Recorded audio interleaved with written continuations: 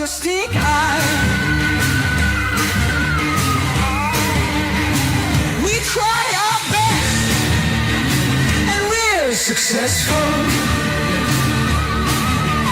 Come watch our show. Bet River sponsors. It's time to start. Enjoy the show.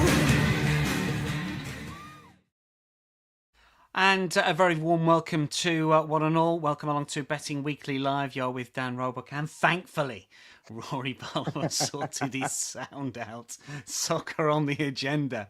Today, UEFA Nations League semi-finals. There's also a stray Brazilian top flight fixture we'll look at, and in fact a World Cup qualifier, which is early tomorrow. So we'll be tackling a number of games for you. As always, we need your thoughts as well. A very welcome in to Daniel and to Duncan. Rory, how are you? Just about in time, switching from laptop to phone, but technical issues sorted. Yes, I'm on Spain time today. 1 or 2 minutes late, but yeah, I'm good. It's good to be on the show with you, Dan. Good to be back with all of the Betting Weekly regulars, and yeah, it's a pleasure to be on as always. Notable Tuesday winners and losers. Hopefully some of our Bet Rivers bettors were on the right side of these. I mean, it always amazes me some of the money that's been wagered on sports that I wouldn't really associate with US gamblers. But a $32,000 play on Surrey in the T20 game against Glamorgan. This must have been in play because there were 10s on, minus 1,000.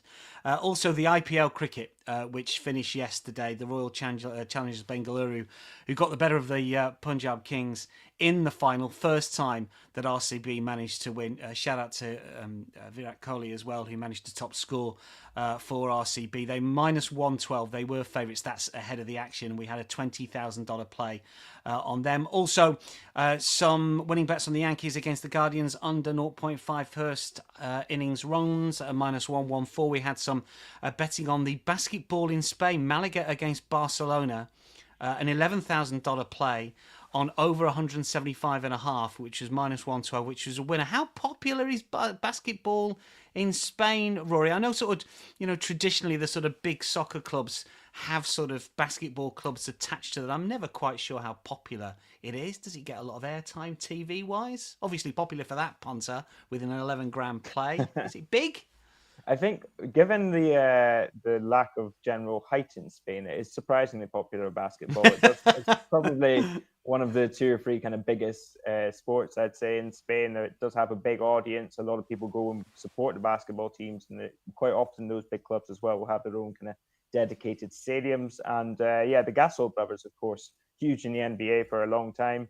Ricky Rubio, that kind of generation of stars, was always kind of big. So I think, yeah, basketball does have a surprising place in the Spanish kind of sports agenda. Couple of big bets on the tennis as well, we should mention. Both losers. An 11,000 play on Francis Tiafoe, plus 6.5 games against Lorenzo Musetti, and also an 11,000 play on over 17.5 games against Musetti, which is also a loser. Minus 113 was the price. So tennis has been kind to Bet Rivers. Don't forget, of course, we've got our live tennis show a little bit later on today. Speaking of live, streaming on the Bet Rivers app and on the Bet Rivers website, that Ceara game in Brazil, Botafogo against Ceara. Also USL Championship football, Birmingham Legion against Indy 11, and of course the tennis is streamed as well, the action from Roland Garros. We are here principally to talk about Nations League action. Rory, you're on tomorrow. We didn't really have time to chat ahead of going on air because we had some sound issues. Have I got that right? You're on tomorrow as well? I think I might be on next week, but I can double check for you. Oh wow! Right, okay. Well, maybe you're not on tomorrow then, because I was going to say we might park the Spain game, but I'll grab you on that Spain game as well. I just want to talk about the futures first of all, because I find this market really interesting. It's not something that a lot of people will bet on. We understand that it's not like the European Championships or the World Cup, where people will have maybe $5 or $10, maybe even more on some of the futures teams. But when it gets to the business end, it's interesting to see where the money is going and what the prices are. These are the prices as it stands at the moment. Germany to win it plus 165, Spain plus 200, France plus 300, and the one that we're missing there, which should say Portugal rather than France, is plus 500. Now, in terms of where the money's gone here, the vast majority of the money has gone for Spain. 62% of the handle has been on Spain, 19% on Germany, 10% on Portugal. And in terms of popular by number of bets, Spain is also far and ahead in front of every other nation. I mean, it makes me think really that the only reason that Germany are favourites, Rory, would we guess, is the fact that it's being staged in Germany. They're going to play their semi-final today in Munich. If they get through to the final on Sunday, again, it's in Munich. Because if this was neutral territory, Spain would be favourites, wouldn't they? Yeah, I think so. I mean, Spain for the last kind of 2 years have been the side to beat for many people, and within that kind of 2 year development, obviously Lamine Yamal has really come on. Pedri is back to his best, so they've only kind of got stronger in many senses. They're quite a young side still, so I think that home advantage does play a big part. I also think it's partly a product of it being the end of the season. I think this is going to be something we'll talk about a little bit, but given the lack of kind of there's a lot of players out injured. You're not really sure where many of these players are, both mentally and physically. I mean, you look at Portugal, probably arguably their three best players in Nuno Mendes, Vitinha, and João Neves. Are they going to play this semi-final? I mean, they've just come off a Champions League final 4 days before, which I assume they celebrated to the absolute maximum. But yeah, are they going to be a big part of the semi-final? We don't know. So yeah, there's quite a lot of uncertainty about a lot of these teams, I think, and it's a competition that comes a little bit too quickly for the international managers, no doubt. Dave is with us. Germany on the money line. He reckons. Grouchy says the Bet Rivers merch has arrived from our Saturday night betcast on the Champions League final. Thank you, Troy. Talking Ponting, which is Simon, says he's on tomorrow. You're on tomorrow, Rory, with Talking Ponting, good. Simon. So if you've not got it in your diary, get it in now. Ginepi says hello. France have got many injuries in defence. Midfield about to get destroyed by Spain. Anyway, it should be an interesting game with many goals. We'll have a brief chat about Spain because I've got you today, but you can go into more detail about that game tomorrow. The one match that we are going to talk about extensively. And we've also got that Ceara-CE game in Brazil to look at, and also Australia versus Japan. It's a huge game in Perth in a World Cup qualifier. It's tomorrow morning, 7:10 Eastern AM. So we'll talk about it today, or at least I will, but there's a player that I need Rory's view on as well in that. And there's one or two other talking points from a betting perspective that we're going to get through over the course of the next sort of 25 minutes, half hour or so. So in terms of what we've got today, obviously Germany versus Portugal is the big game. And this is, and Rory sort of alluded to it already, it's who's going to play for Portugal, really, because you can make a big case for Portugal here, in my opinion. Germany are minus 115, so they're minus money to win this one. The tie is plus 280, and Portugal are plus 290. Now, as you've already mentioned, we don't quite know how that midfield is going to line up for Portugal because there could be absentees. It all depends on what Roberto Martinez wants to do, I guess, in terms of his lineup, whether he feels that they are fit, whether those players are going to say, yes, I'll play. From a Germany point of view, there are significant injuries, Rory, and we know they're not going to play. I mean, Rudiger's out, Bissek limped out of the Champions League final. He only lasted a few minutes, didn't he? Schlotterbeck, Musiala as well, he's a massive miss for them. Kai Havertz not even in the squad, which surprised me a little bit given the fact that he did play as a sub the last couple of Arsenal games, and I thought, well, from an Arsenal point of view, you'd almost want him in the squad, but obviously Nagelsmann doesn't want him, or maybe Arsenal have said, we don't want to risk him just yet. So you've got Germany definitely without players, but Portugal, we're not quite sure about. What do you think is going to happen? I mean, do you think that those players that you mentioned before for Portugal are not going to play? Is that your line on this, Rory? I'd certainly be surprised if they were there for more than an hour. So even that, I think, would be the maximum. I think after such a big kind of tiring game, I mean, the players will obviously want to play. They'll say they're absolutely fine, but I think it would be a surprise to see kind of all three of them at least starting. Maybe one of them kind of gets a half off and someone else comes on for the other after an hour. I think it's very difficult to predict, but I was kind of looking at this Portugal side, and the thing that I'm I'm kind of weighting quite a lot in my view of this game, the home advantage we kind of touched on a little bit, but Nagelsmann against Roberto Martinez, that's a complete mismatch for me. I mean, Roberto Martinez is a manager I don't mind, and I think he's quite a nice man, but he's quite an altruistic manager. He seems to always kind of plan for the best case scenario. And with a Portugal side that's packed with talent, but always seems to kind of come unstuck against those big teams. Germany at home with a Nagelsmann who will know exactly what the kind of soft spots are in this Portugal side. That kind of is the mismatch for me. I think I like Germany on the money line too, as one of our kind of viewers was saying, at minus 115. I think they will probably do it. Do they do it in normal time? I don't know.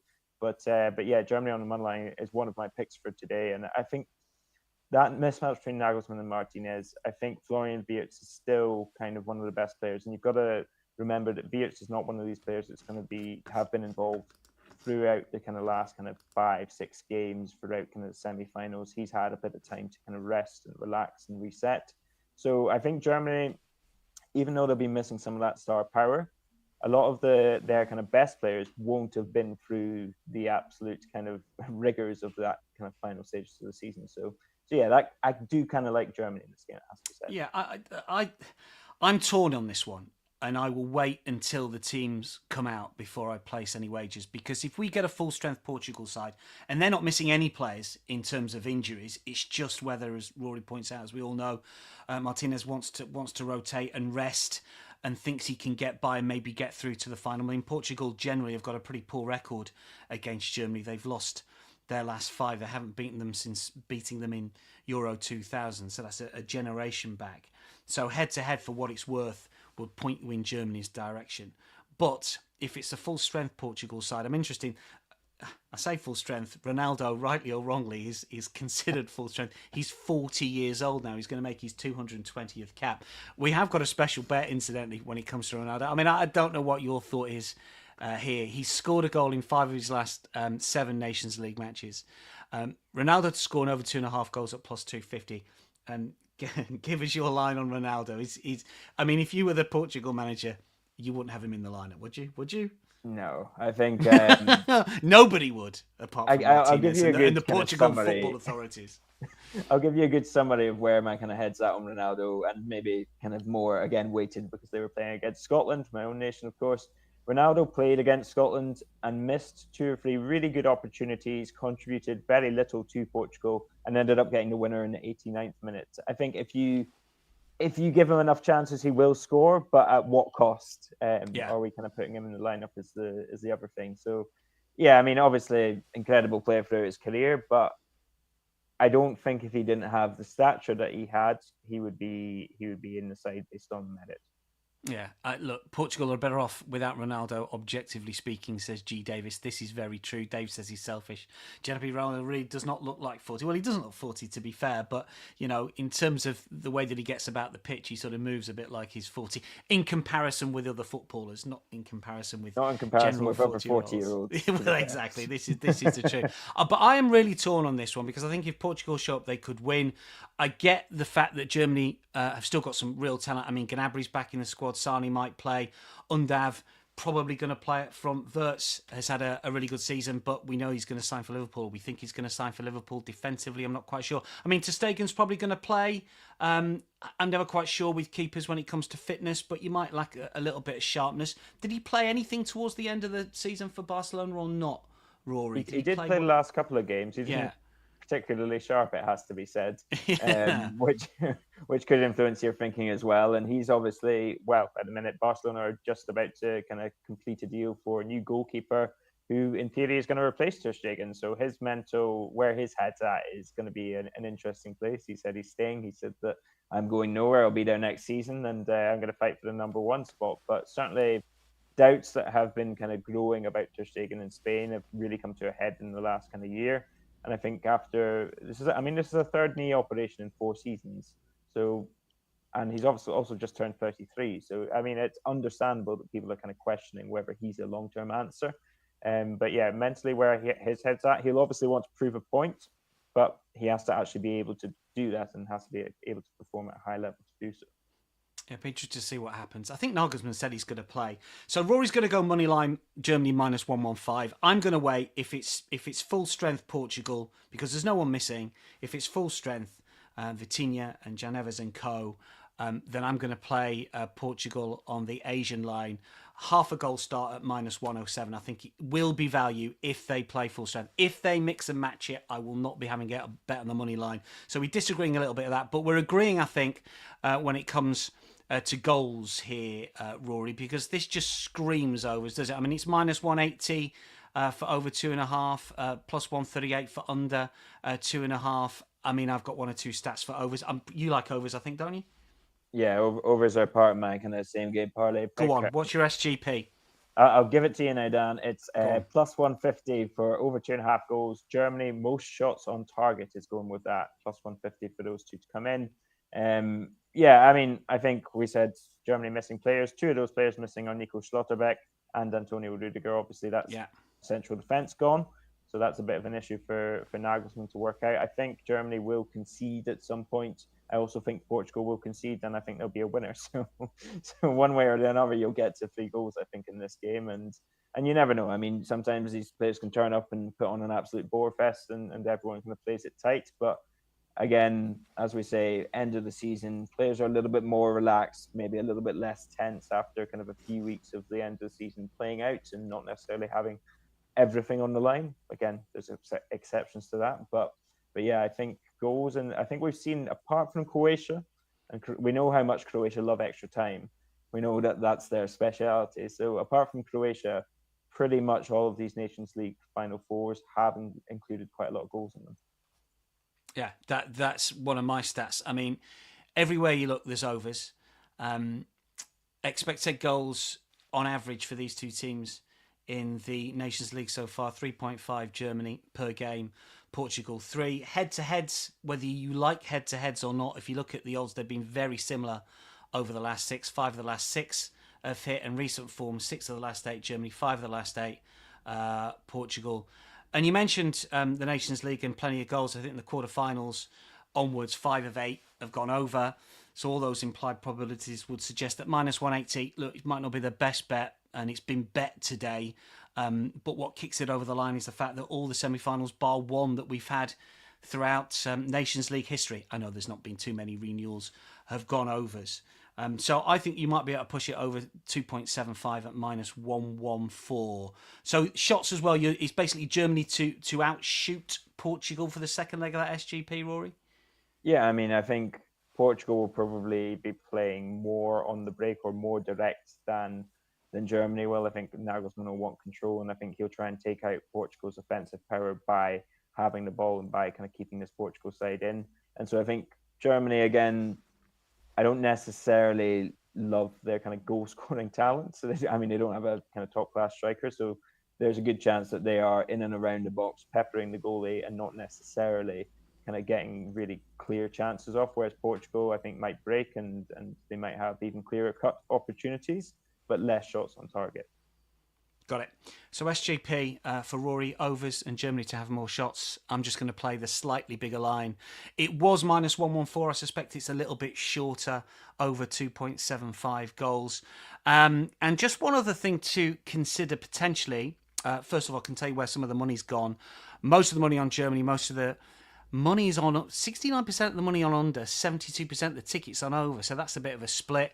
Both teams to score, yes. We've had a $1,000 play at -167 and a $1,300 play on the money line on Germany at -117. The overs has hit quite a lot.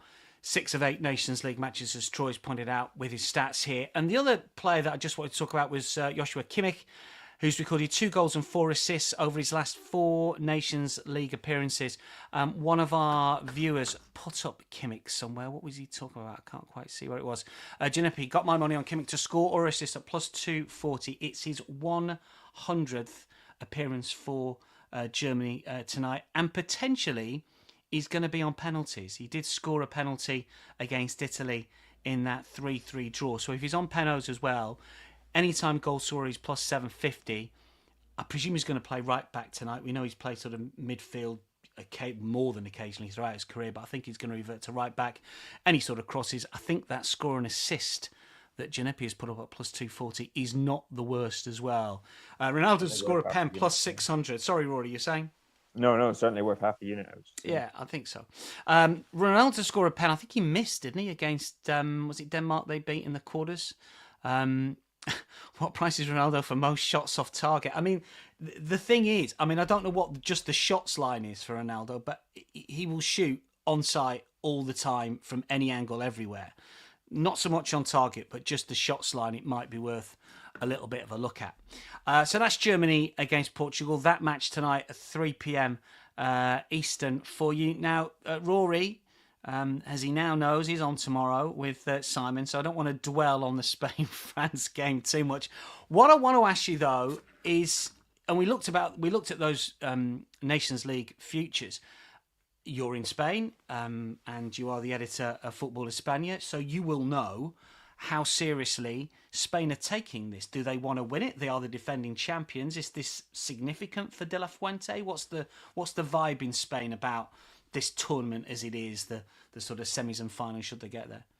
Yeah, I think Spain have taken this tournament, certainly the first time that when they won it under De La Fuente in 2023, more seriously than most people in general kind of regard this tournament. So I think that's a good kind of marker. I think De La Fuente will want to win this. De La Fuente is quite down the middle in many ways. I mean, this is a Spain side that isn't necessarily wedded to a particular tactical style. I think he plays to the strength of his players and plays kind of general kind of pressing, general possession, but he's not going to go gung ho in either of those kind of regards. So yeah, I think he will want to win this tournament. They've selected as strong a side as they can. Lamine Yamal is Lamine Yamal right now. He's on a bit of a mission. Dean Huyten is another one to watch. Obviously, recently just signed for Real Madrid. I wonder if he gets a starting spot in this game as well. He was very impressive against the Netherlands. I think this is a Spain side that, more than anything, they really enjoy meeting up and playing together. And I think that kind of defines their kind of attitude. They'll want to go out and put on a show, basically. Now you're on tomorrow, so I'm going to ban you from giving the selections that you sent to me. Folks. Yeah, tune in tomorrow for those. But I mean, you haven't got to pick on the money line. I mean, Spain are plus 135, France are plus 220, the tie plus 220 here. I mean, in terms of the squad, Isco is in. I guess he had a good season and he had a good first half, didn't he, against Chelsea in the Conference League? Is it Gavi that's back in the squad as well? Any surprises when it comes to that Spain squad that De La Fuente has named? And anybody out in terms of key men for Spain? I think the biggest surprise was the fact that Juan Garcia, that goalkeeper who is going to Barcelona seemingly now, was left out, because for many people he was the best goalkeeper in La Liga this season. He not quite single-handedly, but double-handedly kind of kept Espanyol up this season. So that was a big shock. I mean, Inigo Martinez has decided or been left out of the squad. Some say that he's maybe decided not to go. It's a bit of a kind of grey area there, but he was also one of Spain's best or the best defenders in La Liga. But those are kind of the major absences. I guess Rodri as well. I mean, do you kind of call him up? Do you kind of let him have a bit more recovery time?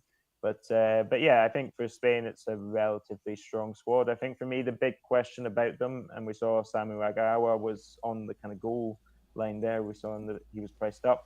Do you kind of go with him? Do you go with Morata? Who is that kind of number 9 player? Because Morata obviously is the captain, but I mean, he's coming off a season where he spent half of it in Milan, half of it in Turkey. And yeah, just Morata in club football, it's one of the bizarrest career paths I've ever seen. So yeah, we'll see if he kind of continues to be the leader of the Spain side as he has been, or whether he takes kind of more of a secondary role.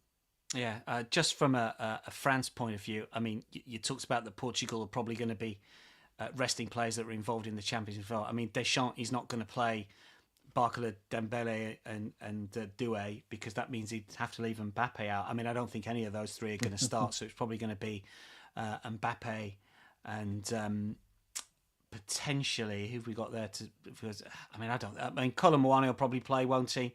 But I don't think Dembele will play. And they've got issues at the back, France. There's no Saliba at the moment. I think Koundé's out at the moment as well, potentially. I think Elise is the other one that's going to play up front. But there are issues at the back, I think, for France. I mean, you're not going to tip on the show tomorrow on the money line, but if I gave you a free $50, would you say Spain are just, the better team, and would you back them to beat France or not? Honestly, I think Lamine Yamal is the main reason I would back Spain just to win, but it's not, as you say, I don't have a pick on it. It's not something I feel particularly confident about, just because I feel like there is goals in the Spain side to give away. France are one of those sides that can punish you very quickly. And we saw in that kind of in the semi-final last year. I mean, Spain won it, but if you look at their goals, and they were probably the better team as well, but if you look at their goals, they were works of art. I mean, they were really, really good.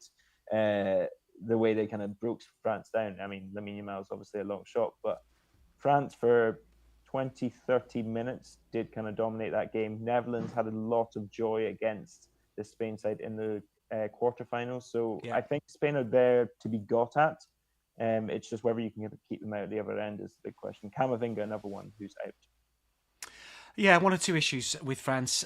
Simon and Rory will tackle that. I know Rory's bets. He's got a couple for us tomorrow. Duncan says, I've got an anti-post ticket on Spain to win the Nations League at 5-1. Placed it just after the Euro final last year. Yeah, look, you've got a value play, in my opinion, there. I think they should be favourites. France will want revenge from the Euros. Fear the lineup from Deschamps. I hope he does not screw it up. I swear if he puts Kolo Muani in the starting 11, I'll report him and call the police. Well, he might play. I mean, I've still got memories of him hitting straight at Martinez in the World Cup final rather than burying it that cost me money a couple of years ago. But yeah, I mean, Zidane last week said, "I want the France job again," just a week before Deschamps takes over the Nations League. Yeah, well, we'll see what happens with that one. Stephen from Lynn says, posted this yesterday and accidentally played talking about the tennis. Boisson with Zverev over 13.5 games to win 2-1 for you. Sorry for the tennis. I'm late to the party. No, stick with the tennis for later. Yeah, Boisson. Incredible game. French wild card who knocked out Andreeva, who everybody was on the show. Jamal said, Dan trying to take that job. What, the tennis job? That's...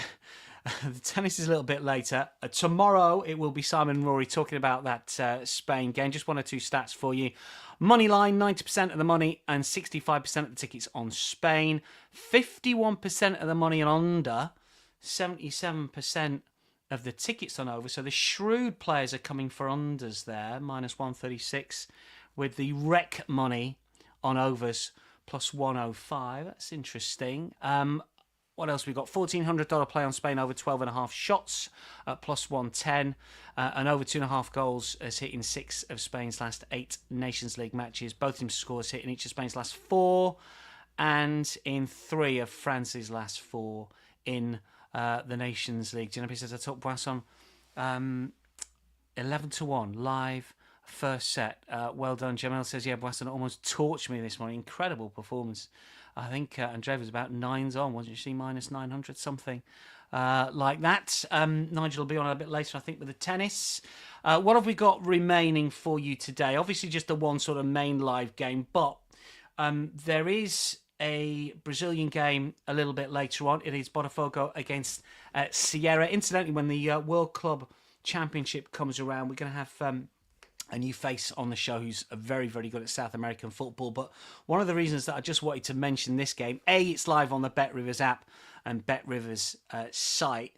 And B, there might be a little bit of a line in here from a player that I used to commentate on Major League Soccer. First of all, Botafogo, we should point out, are the short price favourites. They did win the title for the first time since the mid-90s last season and won the Copa Libertadores for the first time in their history last year. They're 40-1 for the Club World Cup, incidentally. Ceara were promoted last year. Botafogo bounced back to form recently with a couple of wins on the spin. They're looking to make it 3 from 3. Ceara have had consecutive losses. Igor Jesus, who I think is going to sign for Nottingham Forest, that is the word, may well have picked up a knock and he might not play. There are a couple of players, 3 players that look like they're Nottingham Forest bound. Quibano and Jack Cunha are the other 2, incidentally. But the player that caught my eye when I was just looking through this, and this is a throwback to my Major League Soccer days. I did cover it for the World Feed for 8 years. This is a young man, an old man called Gregory, who's a combative midfielder. He's plus 230 to be carded in this game. He's only picked up 3 yellow cards so far this season in 9 games. I say only 3. But when he moved to Inter Miami a few years ago from Bahia in Brazil, he was a massive card magnet. He picked up 15 yellow cards in his first season and 12 yellow cards in his second. Now, his stats seem to have come down since he's gone back to Brazil, but his foul count is still high. 4.3 through an average this season, which is higher than last season. And I'm just hoping for a little bit of regression here and for him to pick up a card. He was the player that was sent off after 2 minutes of the Copa Libertadores final. He is just your classic Brazilian deep-lying midfielder, bit of a chopper, wants to stop everybody from going past him. And he's still playing. He plays the full 90 minutes, so you get a run for your money if you can bet on the cards. It just surprised me. I thought it would be one of the favourites to get a card. He's plus 230. That is Gregory, spelt Gregor if you like, but pronounced Gregory with an E on the end. Have a look at him if you're looking at that, if you're watching that game tonight. The referee is Adina Alves Batista. She's only reffed one game so far this season, so we've not got a lot of stats. Her average last season was 4.43, so not the strictest of referees, incidentally, but Gregory is the play for tonight. That game live on the BetRivers app. In terms of where the money's going for it, most of the cash on Botafogo, most of the tickets on over. We've had a $500 play on the draw. Each of the last 4 Brazil Serie A matches between Botafogo and Ceara at the Estadio Nilton Santos have resulted in a draw. I mean, they're split only by goal difference, incidentally, at the moment, and the under market is hit in each of Ceara's last 6 Brazilian Serie A matches. 1 or 2 stats for you there. And just sticking with the Brazil theme, since we've got Rory with us, Carlo Ancelotti, tomorrow he's going to be taking charge of his first game of Brazil. They're away at Ecuador. They're plus 115 to win tomorrow. It might be one of the games you're looking at, but just what was the feeling in the end with Ancelotti? Does he go on good terms from Real Madrid? He seemed to have, I don't want to say lost a dressing room. There was 1 or 2 things we saw on social media where players were going mad and he just wasn't getting involved. Was he a little bit of a dead man walking towards the end? What was the fallout, Rory? Yeah, I think there was an acknowledgement that things became a little bit tired towards the end of his time at Madrid. I think he struggled basically to get the players to run enough. If you want to put it in really blunt, simple terms, they weren't defending enough. They weren't able to press. They weren't able to really shut down opposition teams. They conceded a lot of goals this season compared to previous seasons where Ancelotti has been very much, look, if we can just defend, we've got the forwards to score. So I think that was the kind of general atmosphere, was it was the end of a cycle, it was the end of Ancelotti's time. But having said that, he left on relatively good terms. I think people like Ancelotti. He's a very personable guy. He comes across very well. People were not kind of content to see him fail, and I think he kind of goes on good terms, and he'll probably end up in a boardroom or there's some role in an office somewhere at Madrid at some point. I think. Do you think he'll do all right at Brazil? In theory, he has all of the attributes to do well with a Brazilian side. I mean, that is his recipe. I mean, be solid at the back, be kind of a little bit kind of conservative, make sure you kind of close off your defense very well, and then give your attackers freedom to kind of play at the other end. And that, in theory, I think works very well for the Brazil side that has a lot of attacking talent and not much at the back comparatively. But at the same time, it's a Brazil side that seems to be constantly in a bit of a mess. It's a Brazil side that hasn't really had a strong direction for 5-6 years. And so you're asking Ancelotti to kind of completely turn around a team that, I mean, has basically been waiting for him to take over for a year and a half, 2 years now. So, seemingly, yeah, it's a bit of a hard one. I can't see this Brazil. It's very hard to picture this Brazil side operating as a kind of well-functioning unit. But Ancelotti's management skills are very good, and I think it's good that he's left Neymar out initially to just kind of clear the air a little bit. I mean, they're plus 115 to win at Ecuador tomorrow night. Ecuador have been brilliant. They are going to qualify for the World Cup final. So are Brazil. I mean, it's almost pointless, isn't it? The CONMEBOL qualification situation. That game is tomorrow, no doubt. Simon and Rory will be looking at it maybe in a bit more depth. Ecuador are plus 320 to win that one, and minus 130 for draw double chance. One more game that I want to look at. This is early tomorrow for stateside bettors. This is World Cup qualifying in Asia. It is Australia against Japan. And the key thing here with this game is the fact that Japan have already qualified, and Hajime Moriyasu, the Japan coach, has basically taken a second string squad to Perth for this qualifier. So an awful lot of the big European names have not travelled. The likes of Minamino, who's at Monaco, of course, Marito is at Sporting, players based in Germany, Ritsu Doan, and also Ko Ikataro, who plays for Borussia Mönchengladbach. There are 1 or 2 that have gone. The likes of Takefusa Kobo, who's at Real Sociedad. I get Rory's thoughts on him and his season in just a second. But this is sort of must win for Australia. If they win, they are pretty much guaranteed a place in the World Cup in America and Mexico and Canada next summer. They are second in their group. The top two go through. They are 3 points clear of Saudi Arabia, who incidentally play Bahrain tomorrow. And if they win, they'll be 6 clear, and their goal difference will be good enough to pretty much nail down a spot in the finals. They haven't been great, Australia, but they've only lost once.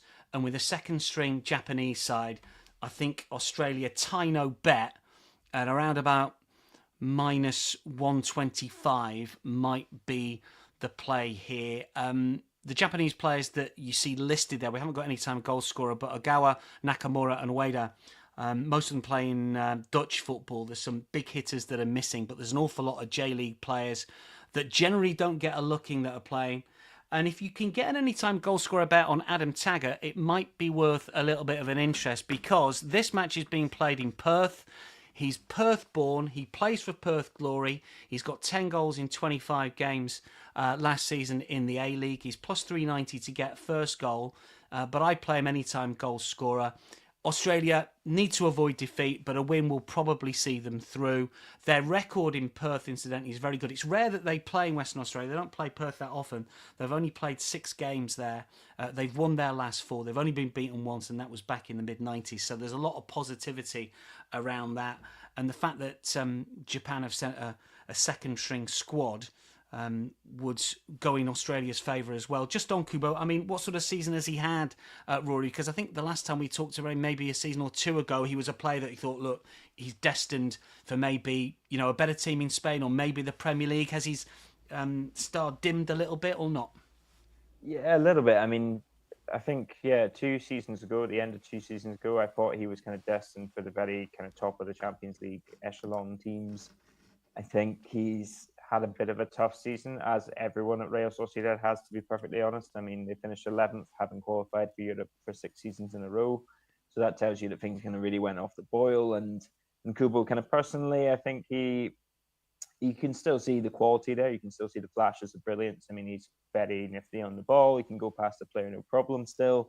Where he's kind of struggled this season is a bit of end product. I think that's partly because of a bit of a shapeless Real Sociedad team. He's not really had too many partners up front to work with, but also kind of a feeling that he's maybe kind of the protagonist. It's all on him. There's a bit of pressure for him to make it happen, and maybe kind of poor decision making off the back of that. So yeah, I think Kubo is not necessarily in a brilliant kind of mind space, but then ultimately, I mean, with all due respect to Australia, I think he comes up against an Australia defence that he'll probably like his chances against as well. I mean, quality wise, he's still there. So if he fancies it and he starts and he plays and they don't rest players Japan, then he's perhaps one.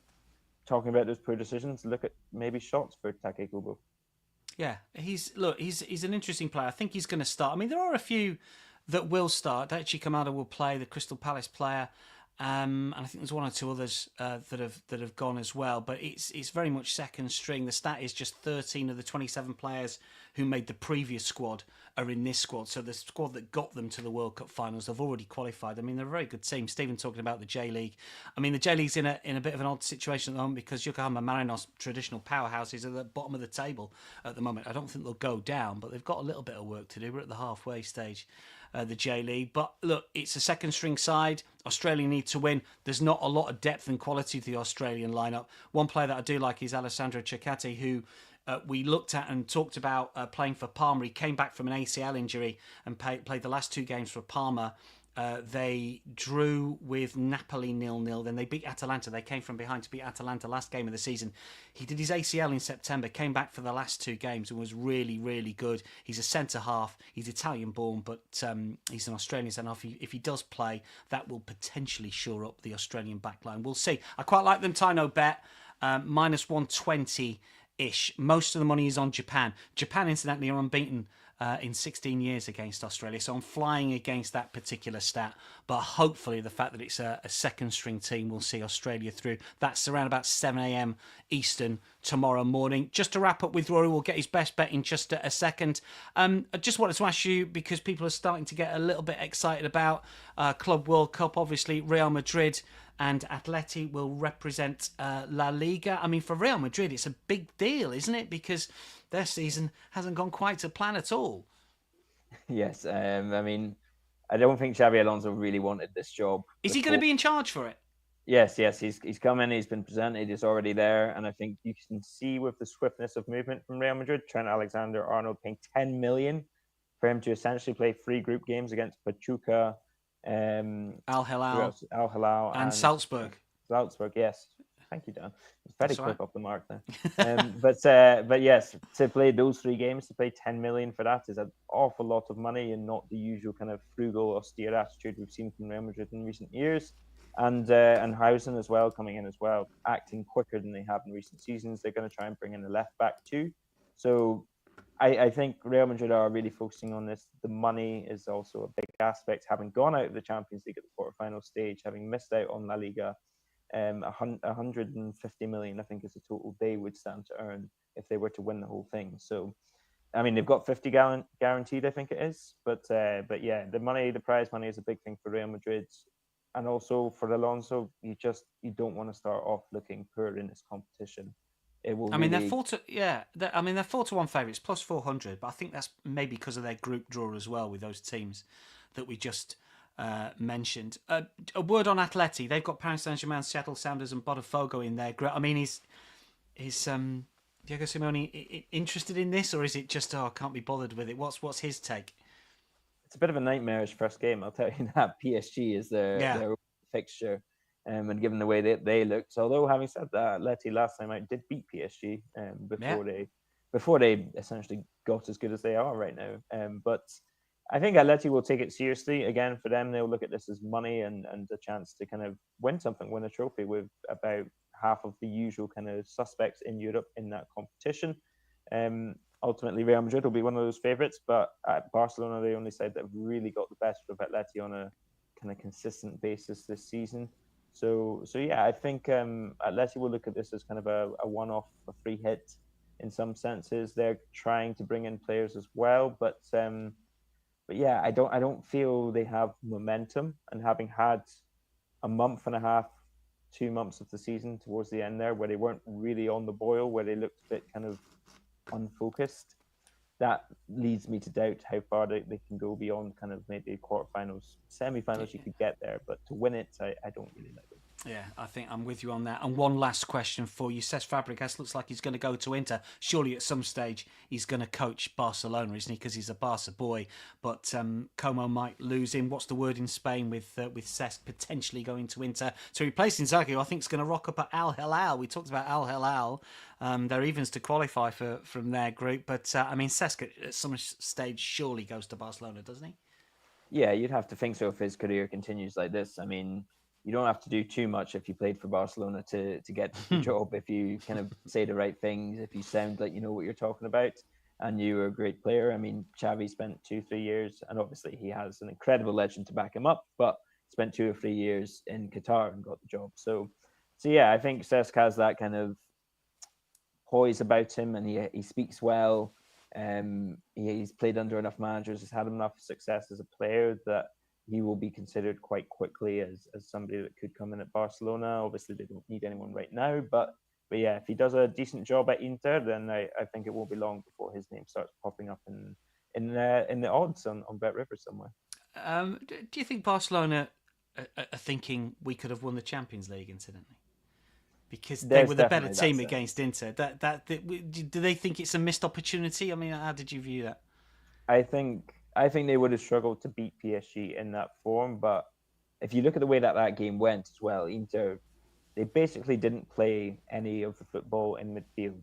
I mean, they couldn't get a kick in midfield. That was their biggest issue. And you look at Barcelona, if there's one thing that they do have, it's Pedri, Lamine Yamal, Dani Olmo, players that can take the ball and hang on to it under pressure. So I think it would have been a really good game. I still would have had PSG as favourites, but the way that Barcelona players have been speaking, certainly they feel like that was there for the taking. And yeah, Rafinha gave an interview recently enough, and he said, and for the sake of 3 minutes, we couldn't just hold out for 3 minutes. And he was just like, yes, we were too immature, we were too green, but we'll be back next year. So I feel like that was that, if anything, if it's a good thing for Hansi Flick next season, that's the stone in their shoe, because he'll look at that and say, look, guys, it was there for you. Go and do it now.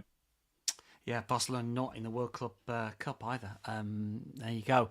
Yeah, Duncan Alonso's first task on his in-trade, win the Club World Cup. No pressure there. It's going to be interesting. We'll have a lot of coverage because a lot of games. Really good timing for us as well on the show. Right, we're going to wrap things up. Rory is back tomorrow, but we need your best bet. Just remind us, we have got Germany, Portugal that comes up 3 p.m.